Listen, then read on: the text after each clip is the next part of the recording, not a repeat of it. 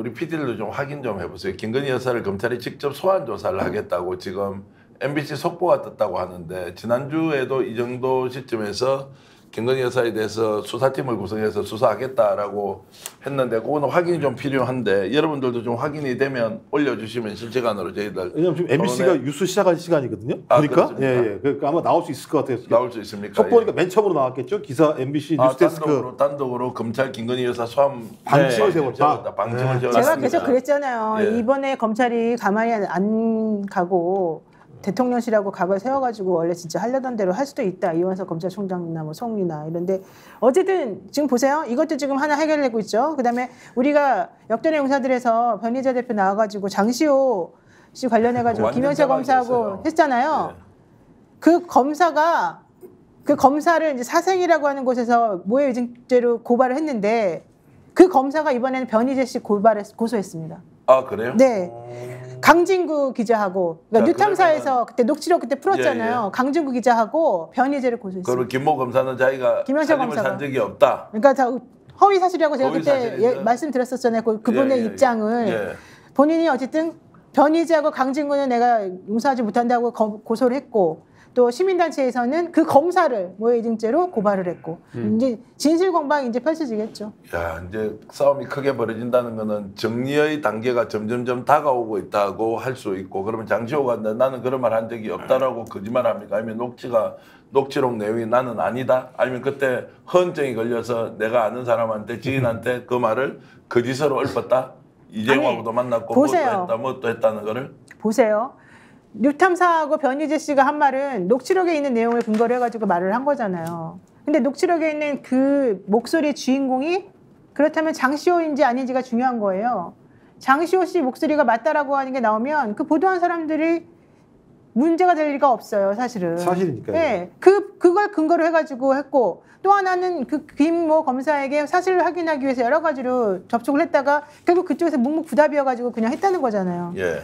그러니까 중요한 건 이제 그 녹취록에 나와 있는 그 녹취 통화에 나와 있는 그 목소리가 사실인지 아닌지 그것만 이제 밝히면 이쪽은 끝나는 거고 네. 김원철 검사가 밝혀야 될 것은 그런 식의 관계가 있었는지를 장시호 씨하고 이제 대면해가지고 뭔가 해결을 해야 되는 거죠. 장시호 씨가 뭐 외국에 지금 나가 있다 그러니까 그 사람이 이제 들어가지고 해결하면 이제 정리가 됩니다. 그러면 그 당시 어떤 국정농단이 정말 벌어졌다고 볼 수 있죠. 이분도 검사였으니까 검사고 공무원이니까 이런 모든 것들이 이제 하나의 진실을 향해서 흘러가고 있다. 저는 이렇게 지금 보여지는 거죠. 지금 MBC에서 단독 보도한 것이요. 김건희 명품 관련한 의혹 수사가 아니고요.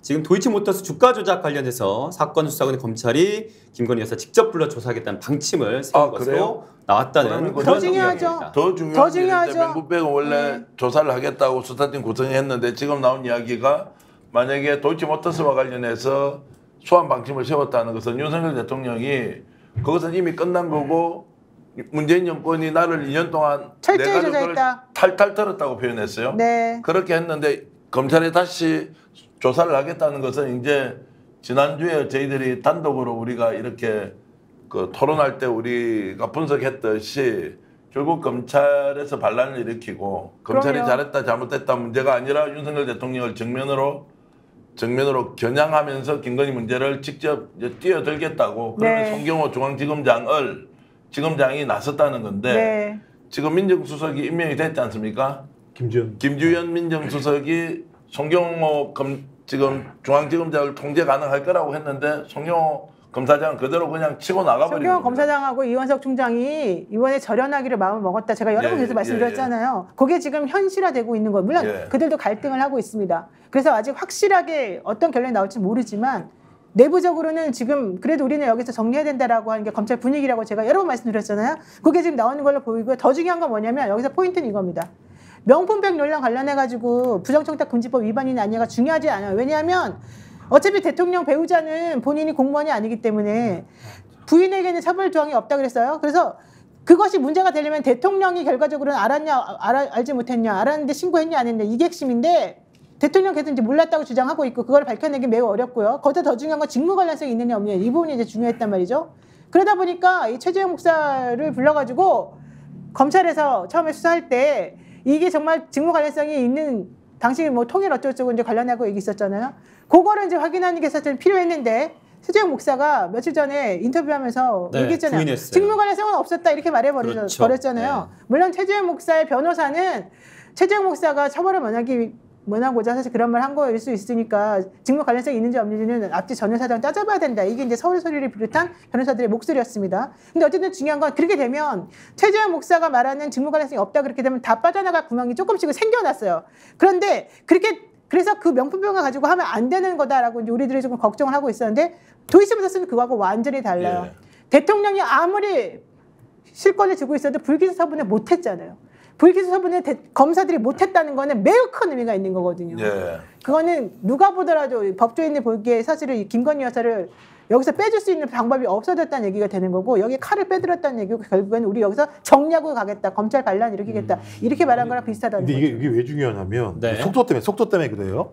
어제 대통령이 주가 조작 문제와 관련해서 전 정부에서 탈탈 털었다고 그렇죠. 얘기했는데 네. 어제 바로 저녁에 한겨레 기자가 검찰이 아니라고 취재를 그랬- 해가지고 내용 나온 거 보면 전혀 그렇지 않다는 기사가 다 나왔어요. 네. 검찰 말로 나왔어요. 우리 아무것도 못했다. 무슨 소리냐라고 얘기하면서 대통령 말에 바로 즉각적으로 예를 들면 부정하는 걸 한겨레 신문 보도로 내보냈어요. 근데 오늘 또 보세요. 어디서 나왔어요? MBC에서 나왔어요. 나왔죠. 딱딱 주는 거예요.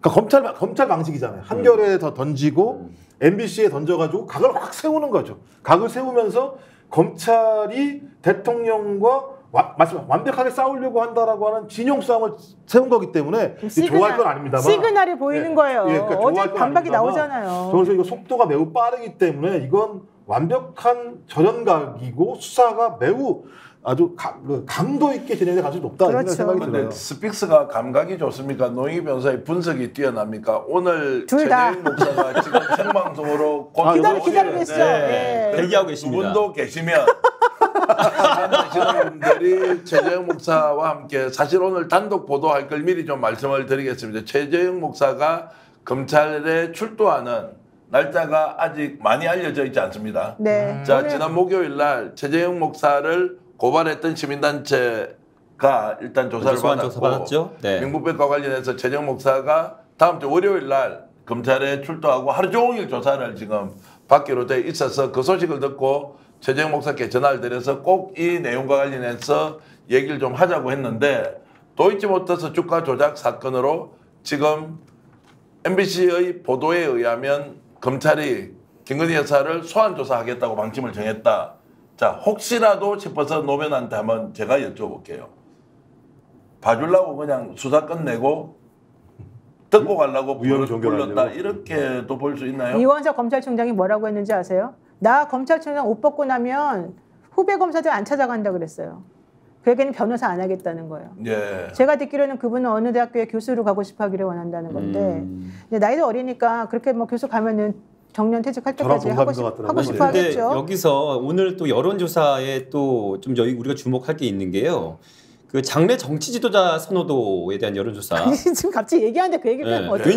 왜냐하면 여기에 한동훈 전 국민의힘 비상대책위원장이 17% 그러니까 차기 여권 대선 후보 1위로 지금 나왔기 때문에 그 또한 엮어서 우리가 분석해 볼 필요가 있다라는 생각이 하는 거죠. 어쨌든 중요한 건 이원석 검찰총장이 만약에 자기가 이 정권하고 뭔가 연결하거나 돈을 벌고 싶어가지고 이 정권에 부역하고 싶다 그러면 끝까지 가겠죠. 근데 나 후배 검사 찾아갈 일 없다. 나 이쪽에 검찰이나 이쪽 변호사 일 안 하고 그냥 교수를 하겠다. 이 얘기는 나 그냥 내 할 일 하고 떳떳하게 나가고 싶다. 나 이 정권하고 좀 선을 그어달라. 이 얘기를 한 거예요, 사실은. 이게 되게 중요한 의미가 있어요.